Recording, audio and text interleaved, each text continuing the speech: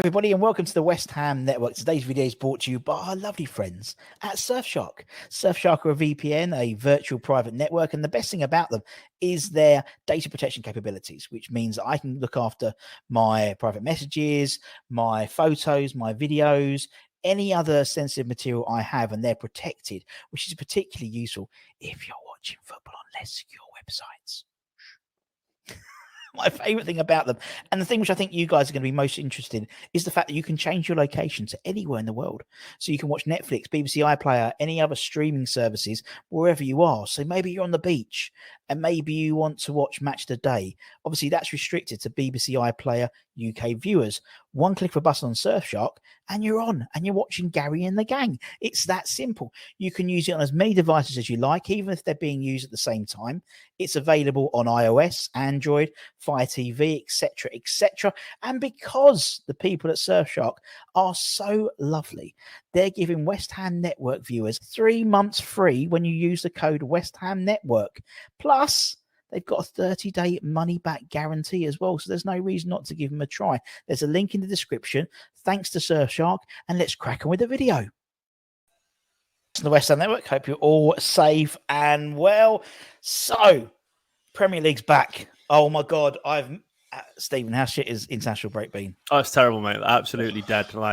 I'm never really a big international fan anyway. Even before City got good, because I know he's the general perception that if your team's doing really well, you don't follow international football as much. I wasn't that bothered ages ago either. Something about it never really meshed to me. I think I'm more proud of being from Manchester, my team, than I am being an England fan. It just doesn't bother me. So there's nothing against it. I'm just I occasionally get caught up into it, as we all do. But largely, I'm I just want City back. I just want football back. I deem football.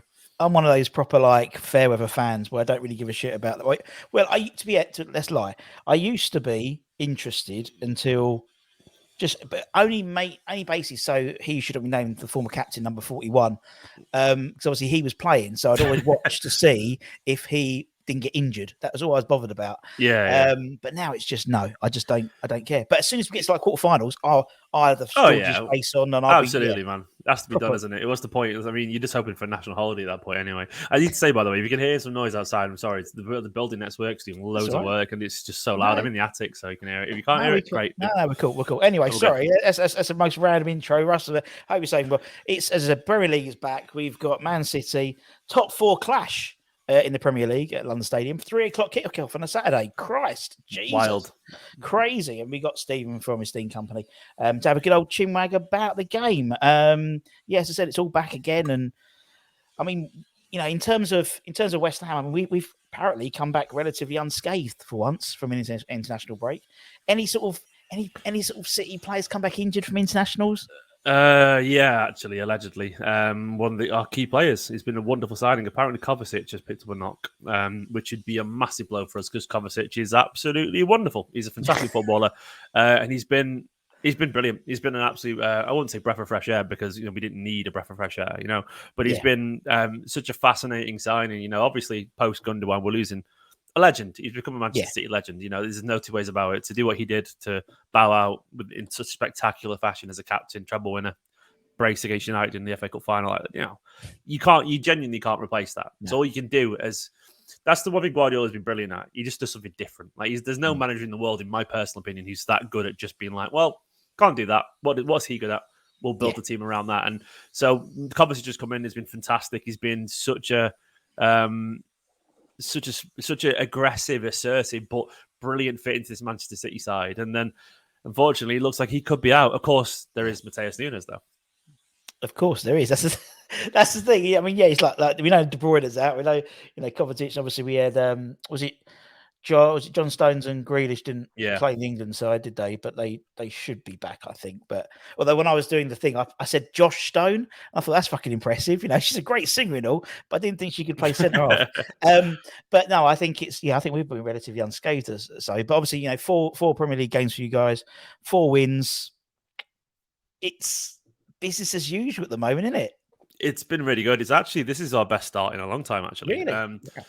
We normally at this point we've dropped some points against someone like City. We obviously get victories early on, but we tend to have like obviously we lost to Spurs last season. I think it was the first day of the season. We tend to just drop some points in an early draw or something like that, or just kind of we have an okay start to the season. And normally the plan for City is to be there and thereabouts, come January, and then City obviously famously get going in that winter push where Pep just works out what's wrong with the team, gets the style going, and City are very good at going on these 15 game winning streaks or whatever, something like that to win it. This season, actually, we're sort of setting the pace already, which is not really a thing that we've done. And apparently it does come from the players wanting to not be seen to be complacent. Apparently Kyle Walker is now captain. He was saying, look, we're always chasing. Let's just lead the way this year. Let's lead the way. And after we've won the treble, everyone's going to think that we're going to sit back and, put a flip-flops on and get on a bench, on a beach somewhere. Yeah. But they don't want to do that, apparently. They want to prove that, actually, no. The hunger for more trophies, the hunger to prove people wrong that the City are going to complacent is what's driving this time. And start so far, I wouldn't say it's been like, every game. I wouldn't say every game's been a masterclass, but I don't expect that early on, in the season. Yeah. I don't expect it. I mean, the Burnley game was good. Newcastle was. I thought Newcastle were really impressive, actually. It was only 1-0, but we could have easily been that 3 or 4-0. And they were a really good side, and we were just powerful, powerful. Sheffield United game, Haaland missed a whole bunch of chances, eventually scored, and we won 2-1. And then, of course, Fulham 5-1, even though we didn't play that well, which was weird. Loads of chances, but we were they had 6 shots and we had 7. We scored 5, so it wasn't that clear cut. But having said that, to win 4 out of 4 and score a whole bunch of goals with no Kevin De Bruyne, no new players adapting. Yeah. And especially given the fact that I was concerned about potential drop-off or potential, reinvention being needed. Yep. It's been really encouraging so far for City. Well, that's the thing. It does seem every year there's sort of, and it's something I've been talking about quite a lot at West Ham, because obviously, we're saying, we need this player to go and this player to go and this. But people go, you can't let him go. He's really good. But it's just the ruthlessness of City, where that literally, it seems every year Pep goes, right, okay, get good money. Yeah, obviously Saudi money, Mahrez, good money. Yeah, off you go. See you later. As you said, Gundogan's gone. But it seems every season, it's almost like we can improve this position, this position, this position. No worries. It's almost like a ruthlessness, which I think West Ham need to impose a little bit more now. And we might do with our director of football. But it does seem there's, as you said, it clearly was a Gundogan-shaped hole which needed to be filled. And, eventually you got Núñez in, and obviously there's your Kovacic, and, obviously there was obviously he should not be named. There was that one bid you put in for him, which thank you for that. We've got another 25 million quid off that, which is very kind of you. Thank you very much. And obviously then we had the whole Paquetá thing. Which that was done, wasn't it? It looks like that was done. It's just obviously the craziness came out, and I did hear that, and I think even some of the West Ham kind of in the nose sort of suggested that it was basically done for around 80 million, wasn't it? And then it's just I was a bit disappointed, because I do think I would have preferred him to Núñez. I think he would have. I think he was more like, Núñez is a really good box-to-box midfielder, but I think Paquetá will also be more creative and probably more suited to the 6 as well. So I think he would have been more of a suit. I think he just would have fitted Man City better. I think he's got a little bit more variance to his game. But you got him, and you're doing really well. And and who knows, man? Like the allegations against him are serious. So I understand why City didn't. Yeah, they are like, it's not like even then it's not like because people are confusing it with like the Ivan Toney stuff, but this, obviously we won't go too much, but this is more legal, isn't it? This is more like criminal stuff potentially. So City were like, nope, understandably, and I don't blame West Ham for carrying on playing either until it comes out, because who knows? And I do believe in this, he should carry on playing. I mean, I honestly believe that. I mean,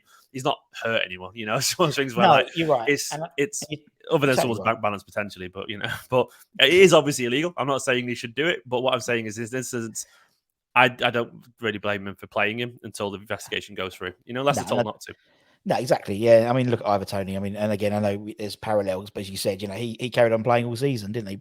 Until sort of just, when then he got injured, and then sort of took over 8 months or something like 10 months. And I think, with Xhaka as well, it was months and months and months before they gave a ruling on him. And, but yeah, there was one report I saw where it could be up to a year he could be banned for. So it's probably not best spent 85 million quid, to be honest. No, to be fair. Yeah, it seems like a bit of a risk, and I think if City hadn't got Núñez, and then he was like he hadn't signed anyone, I think, and he was calculated, I think they would have come back in for him, but but for now your short-term benefit anyway, because obviously you had a really good start to the season. So we have, and I think you'll see. I think Paquetá will be wanting to put on a bit of a show or try and got the show absolutely. to say, this, you should definitely come back in for me. You've done well, haven't you? Next year. Post Declan Rice like that. Those signings. Can't say his name on the channel, sorry, that's £1. Sorry.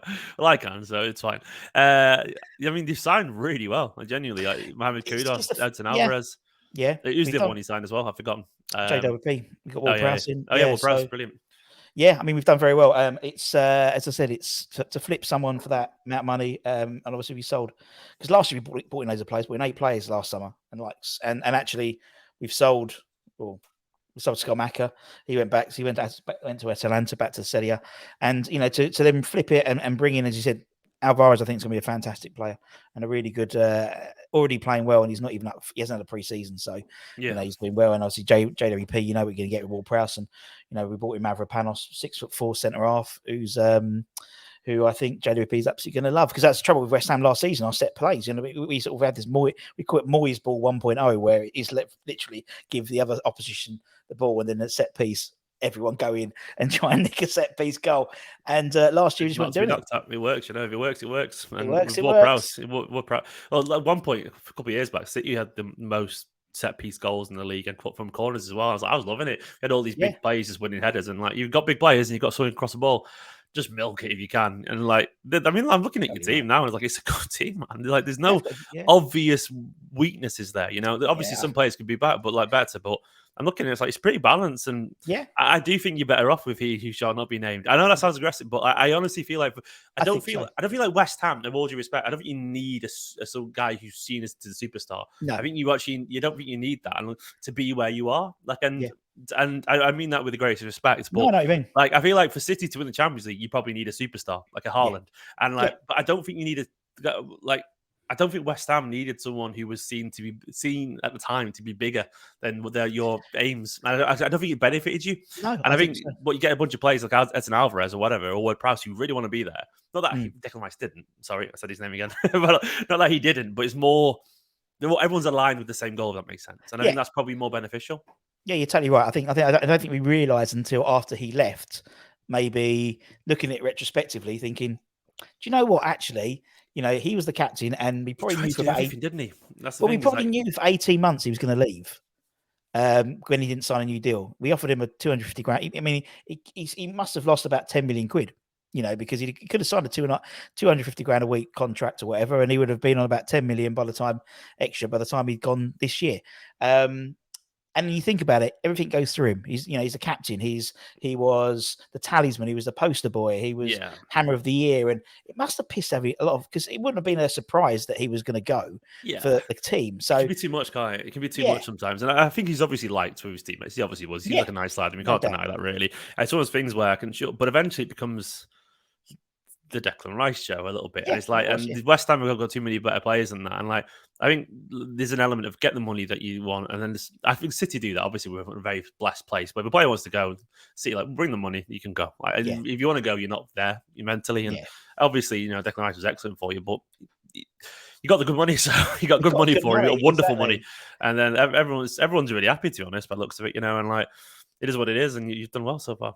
Yeah, we have, and I think you're totally right. And I think it's one of those things where I think, we look at ourselves, you look at sort of the blueprint of like Brighton or someone like that. Yes, they usually have good players, and those good players do go on, but they get reinvested. So, Casado goes, and they get Bilbao comes in from Lille, and so they do sort of conveyor belt, and that's the way it works, man. That's the way it works. Obviously, we've got the game on Saturday. We haven't. I don't think we've beaten you in the league since 2015. It's been a while. I remember that game. Which one was that one? That was the one. That was our last season at the Bowling. So that was in the beginning of the season. We just beat Liverpool, and then we beat you guys at the Etihad. I think it was 2-1. Looking at the shots. Moses scored, and probably Sacco scored. Yeah, it was. Kevin De Bruyne scored for us. That was the last Pellegrini season. I'm looking at our team then. Yeah, Jesus Navas, Sanya, Mangala. That was last Pellegrini season. And obviously, we both had Pellegrini as a manager as well, and we a bit more successful at your end than he was at our end, that's for sure. Awesome. But yeah, and actually, we were at that point. I think we were both top of the table. I think you was top of the league anyway as well. So anyway, at least we might even score a goal. We didn't score a goal home and away last year against you, which was 5 goals one way and 2. But obviously, we had the Carabao Cup. Yeah. You did. No, that was a couple of years back now. Last season it was Southampton knocked us out. Yeah, it Yeah, was. so Sorry, yeah. that's my only sort of victory I'm going to talk about. It wasn't a victory; it was a That draw. was a penalties, wasn't it, as well? Was it penalties? Penalties, yeah. Yeah, 2-2, wasn't it? Was it 2-2? Craig Dawson. I remember Craig Dawson scored an absolute belter. I think was it Foden that missed the penalty? I can't remember. But anyway, I'm sure someone in the chat will Most see of it. them But usually do. yeah, I think we played you. I think I looked at the stats the other day. 118 times, and I think you've won 61 times. We've won 37. So yeah, there we go. And I'm a bit worried about Saturday. I'll be honest, Stephen. I'm a bit worried about Saturday. You never know, man. You never know. Like City they do have a few injuries. I look, I've got to fancy my team's chances. Sure. Pep's been off for a couple of weeks recovering from He a bit has. of an operation, but then I look at the City's injuries and so on. Like, there's a few players out, so it's one of those things where like you never know. I mean, I could probably guess the team. I was doing some notes earlier. It'll be something like Ederson, probably Vardiol, Diaz, Akanji, and Walker because no Stones, of course. Maybe Ake could play, but I think it'd be Vardiol at left back, and then the midfield. I'm thinking. Bernardo Silva will probably play on the right. Then the new lad Jeremy Doku might start with. There's no Grealish. Yeah, he tore us a new one in pre-season. Did he? Yeah. Well, that's the thing is the only thing is he's not at the Pep. He's not even trained with Pep yet. He has obviously now this week, but like when he played his first game against Fulham, he looked a little bit. He looked good, but raw. You know, you could tell he was definitely young still.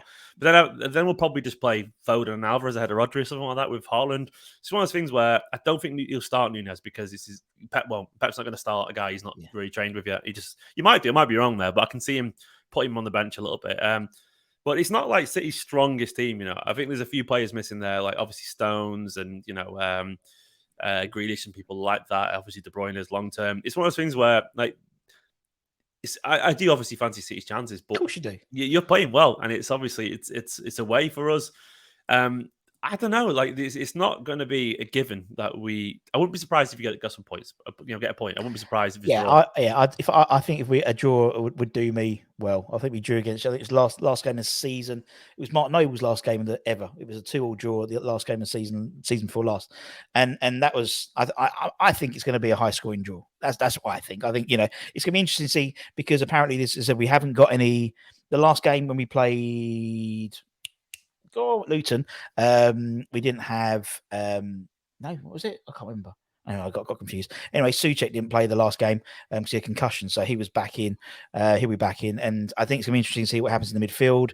Whether Moyes is going to go with like an extra sort of, it's a bit weird. He started against the other day. He played when everyone was available. He actually had Paquetá on the left side, and it's like. Yeah, and then Souček got injured and he moved more into. Probably would have done that anyway. So it's probably a very Pep thing to do. Like you would have played him as left back or something, So it's probably prophetic in some way, Yeah, it's probably a new thing. But no, I think it's going to be a really interesting game. I think the fans will be up for it. Obviously, everyone hates the international break, and so a Saturday 3:00 kickoff. I mean, it's very unusual for both sides to have that. And then obviously we've got, including Saturday, 5 games in February.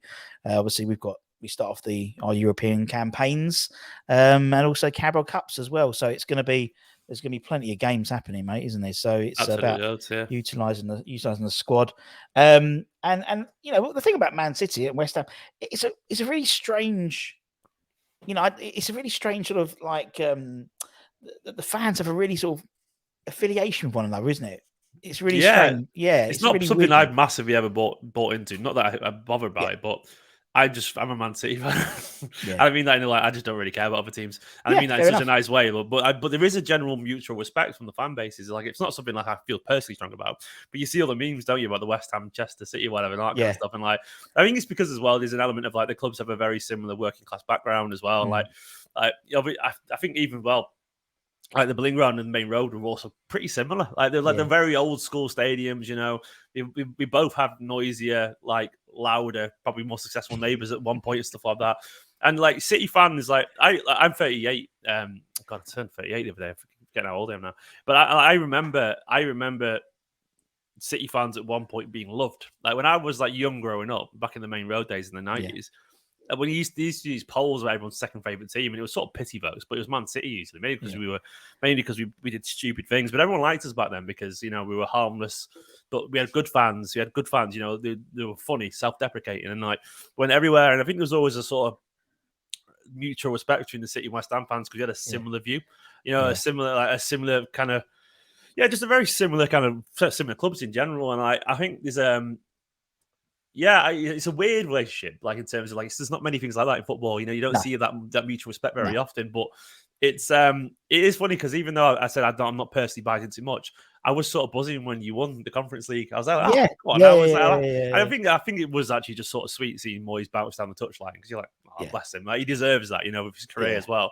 But then you just see him, seeing people get to watch their team lift a European trophy who haven't done it for a while or rarely get to, that's. And I'm not trying to patronise because I understand that myself. Exactly what I mean. It's class. Yeah. It's the best feeling in the world. And like I've always said as a City fan, like I'm very aware that we won the lottery and got dead lucky that way. But there's a reason I absolutely love the Carabao Cup because I love any trophy. Like I'll never get bored because I've cried as well for being relegated and all that kind of stuff. Because I've been watching games since 1994. That's one of my earliest memories is going to Main Road with my dad. It's one of those things where like. So I will never get bored of watching my team win any trophy. Like everyone's like, oh, just stop the Carabao. I was like, no, I want to win it. I want to win it always. Winning the Conference League, I was genuinely happy for West Ham, and it's like it was good to see. And I can't remember the last time I felt happy for an English side doing well in Europe because that feels like an old cliche that sort of died out. It used to be 10, 15 years ago. I was like, support the English side, maybe even longer than that. But I think a lot of people genuinely wanted West Ham to win, which was nice. I think it's because it was like, how often do English teams get to European finals? It's not that common, even at every level. And it was nice novelty to it, and also you just deserved it. So it was it was nice. Yeah, it was a nice one. And I think there's also there's a lot of, and I was looking back at it the other day, and there's a lot of West Ham like players or a lot of players who play for both clubs, and so both had the same manager, albeit more successful. Yeah, we had Zabba, we had loads. I love Zabba, man. He was an absolute hero, man. Look at all these players. Look at this. And this is Trevor Sinclair. You got Frank Lampard, City legend. Yeah, that's Steve Lomas, is it? Stevie Lomas. Yeah, that's Wayne Bridge. Yeah. Who else we got there? Sammy Nasri, Stuart Pearce, Carlos Tevez, David James. Yeah, Tel Ben Haim. Yes. Zabba. Palo one chop. Where's Palo? There's there he is. Next to Ayel Berkovic. Yeah, Ayel Berkovic, great player. Mark Vivian, rest in peace. And that's Ian Bishop, isn't it? Top of the... we've got Bish. Craig Bellamy. Craig Bellamy. We've got Bish. We've got Waldy. We've got Mark Walden. And Mark will come on tonight actually talk about the game. Obviously, he played 50, 60 times for City. And he played a lot for West Ham. So, and Bish and Trevor Morley. David James. I've met quite a few of these actually. Yeah, we've had most of them on the channel, I think. I've done a lot of content. Got. Yeah, I've met quite a few doing work with City, and to be honest, it's a hell of a list that's taking me back down memory lane. I love Craig Bellamy, by the way. I think he would have been perfect in the modern era. I think Craig Bellamy he's a 2023 winger, and what I mean by that is imagine him in this counter-pressing, aggressive goal scorer. Do you know when the wingers are the star players these days? He played in an era where 4-4-2 was still really popular. Like Craig Bellamy now in a 4-3-3 on the left hand side. He's like he would Jurgen Klopp's dream. Jurgen Klopp would absolutely love him. A young Craig Bellamy on the left-hand side, running at people, working intensely, cutting in. He would have scored 20-odd goals as a left winger for Liverpool and be seen as one of the best in the world. I honestly believe that. I really believe that's true because he was great at City for that. A couple of years he was there. I loved him. I thought he was great at the market. Yeah, he was unlucky for us because we bought him with the idea of sort of big man, little man with Dean Ashton. And Dean Ashton got injured. That was the old 4-4-2 days as well, wasn't it? Yeah, that was it. Yeah. And then that was the idea. How was it going to be Dean Ashton with Craig Bellamy? It would have been amazing. And I think Dean Ashton, again, one of those players who could have been if he hadn't got injured. But bloody Sean Wright-Phillips. Sean Wright-Phillips did it. He did it in England training. This guy. Oh yeah, England training, and that was it. And that you'd have had. He's so timid, Sean Wright-Phillips. I've met him a couple of times. He's a very nice bloke, and I can it would have obviously been an accident because he's so timid. But it's one of those things where. Oh, SWP. Typical. Yeah, he would have. He'd have been. Let's be honest. I mean, it was sort of just like Dean Ashton, though. Like he had so many injuries. Some people are just injury prone, aren't they? They get injured walking out the front door. Some people. I feel sorry for him. Most of them ended up playing for West Ham, to be honest, Steve. Yeah. You had quite a few of them. But it's like you look at Reece James now at Chelsea. It's sort of everyone's like they need to look after themselves better. I think the players that look after themselves best are the ones who are chronically injured because they're so aware of being injured. And they're they try everything. They're so they don't want to sit on the bench. They hate it, and they just can't get their bodies right. And some people are just unlucky. You watch some players. I mean, Thomas Souček for us, for example, he literally puts his body on the line all the time, and so it's no surprising that but he doesn't seem to get injured a lot. He gets concussed, he'll get cut open, but he won't get injured. He doesn't seem to, just whereas Antonio used to just, like you said, walk on the pitch and would do his hamstring in.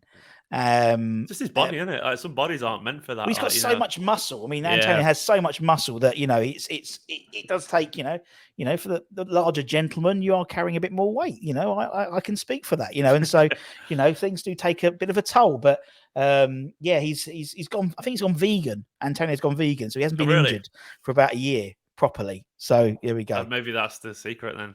I like the meat too. Yeah. Same, sorry, ain't going to happen. Meat feast pizza last night. It's not going to change, unfortunately. Anyway, right. We're all busy people, peeps. So Steve, predictions. What's the score going to be? Obviously, you're gonna back City, surely. Yeah, of course. I think it's pretty much usually the most logical outcome as well is to back City as a win, just because they tend to win more games than often. Like purely statistically, like City are likely to win. Having said that, I don't think it's going to be an easy game. I know like 3-1 sounds like it's going to be an easy game, but I think usually when City win 3-1, it could be 2-1 for a long time, a late goal, just to sort of kill it. And I can see that really, like I don't know, on a counter, Foden sets up Haaland or something like that towards the end. And so I think it's going to be a tough game. I think City will probably try something slightly different than usual because I think they have to because of injuries. I think that will leave City a little bit open, but ultimately, I think the quality of Haaland with the half chances that he just take, and Alvarez buzzing about. Like I think City these days have less control than currently we have less control. But against Fulham, for example, we won because Alvarez and Haaland are just brilliant. Like they're battering rams of strikers, and we aren't quite as fluid as last season yet. But those two just make things happen. They're just a classic big man, little man partnership at the moment, actually, which is a throwback. But Alvarez buzzing around Haaland, creates space for Haaland. Haaland will finish any half chance. Alvarez, he's the kind of guy who wins you penalties, can score from 20 yards. He's just a world-class striker as well. I honestly believe he's world-class. I think he put him in number teams. Don't forget, David Moyes turned him down. David Moyes was offered him. He'd start for anyone else in the league. Like, I'm looking through the other teams. I think Arsenal would start him. They'd start him. I love him. United He's a generational talent.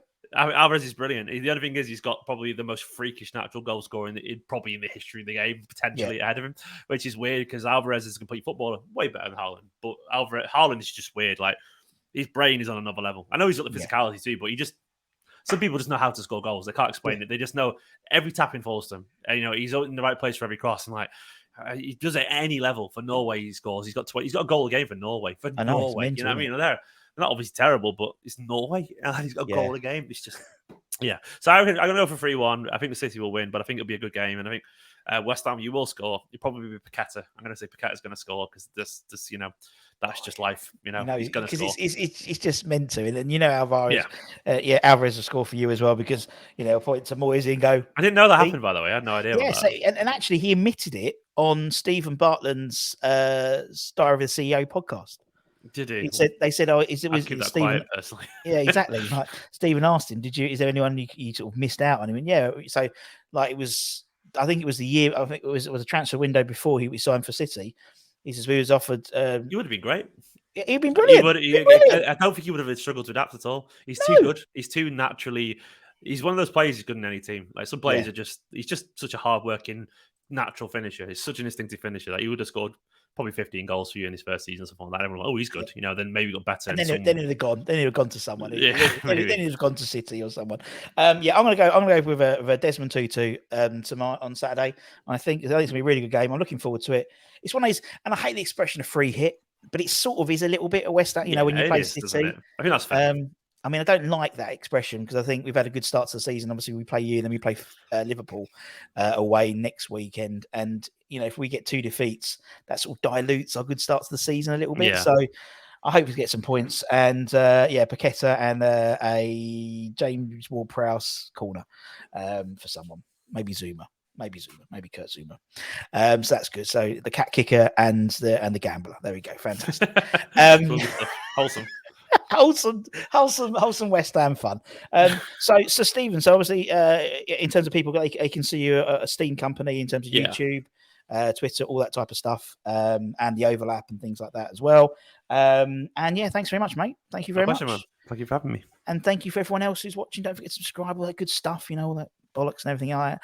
And we'll see you guys very, very soon. Mark Ward should be on tonight at 9 o'clock doing a live Q&A and talking about the game ahead. But apart from that, take care, stay safe, stay warm, stay humble. Come on, you Irons. And is it come on City? Is that what they say? Yeah, City till I die, you know. City, Come on, you Blues. Come on, you Blues. Take care. Bye-bye.